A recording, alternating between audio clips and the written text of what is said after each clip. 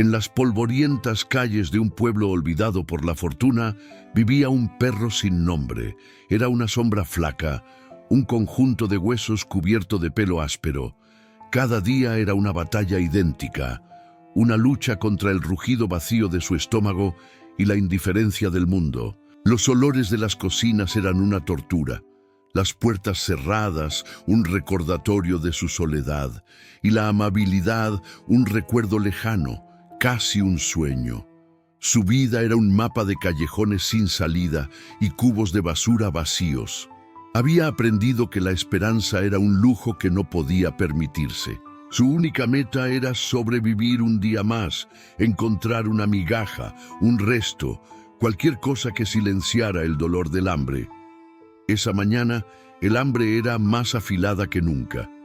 El sol pegaba con fuerza y su debilidad lo hacía tropezar.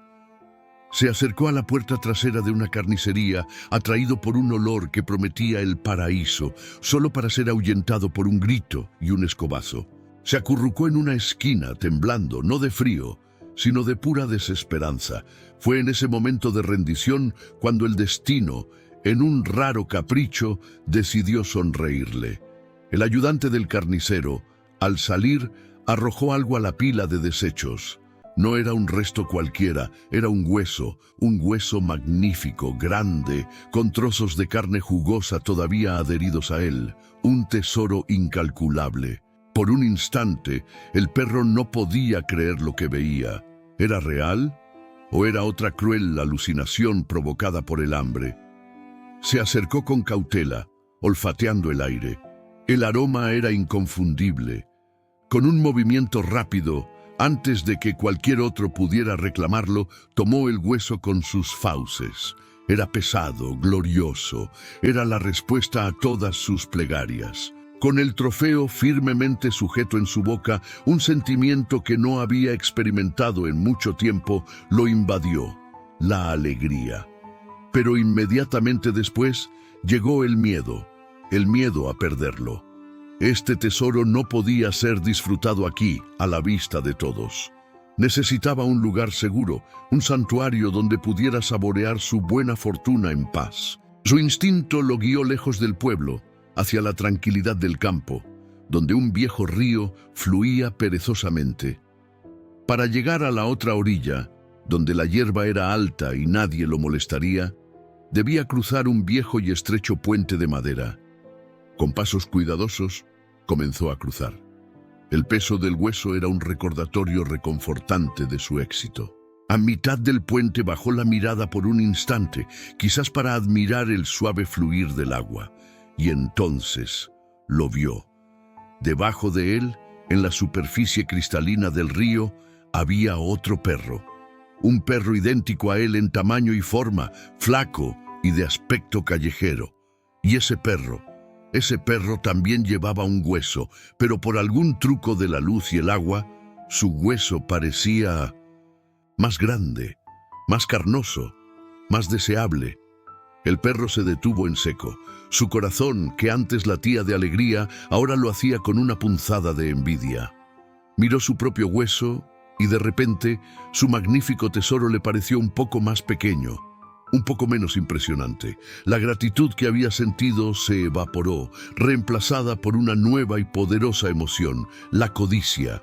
Porque ese perro debería tener un hueso mejor que el mío, pensó, una ira irracional creciendo en su interior.